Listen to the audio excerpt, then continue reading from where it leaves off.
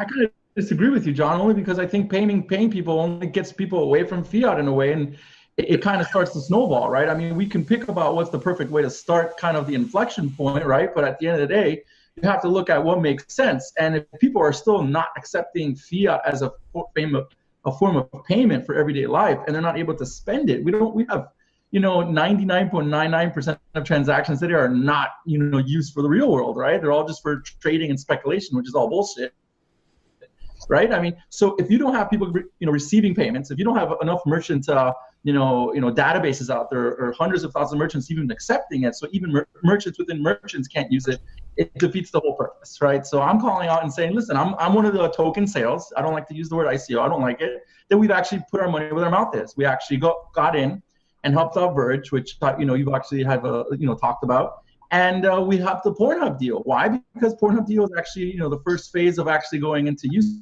case. The second thing we did was made a partnership deal with Litecoin. Litecoin is top 5, top 6 real blockchain, right? I mean, they're not a shitcoin, ERC20 coin, right? And we've actually done a lot of stuff. I'm here in Romania. I've been up since 5 in the morning working on merchant services, platform that we're launching, escrow, a new TokenPay wallet. So I think, at the end of the day, when you look at, the adoption, and I know in another interview you mentioned that we should stay away from fiat, right, and start using Bitcoin as the measurement, right?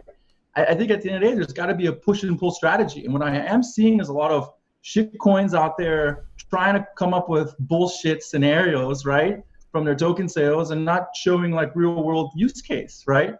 And, I call myself kind of like the, crypto adoption maximalist, right? I see all these stupid traders, right, talking about being a Bitcoin maximalist.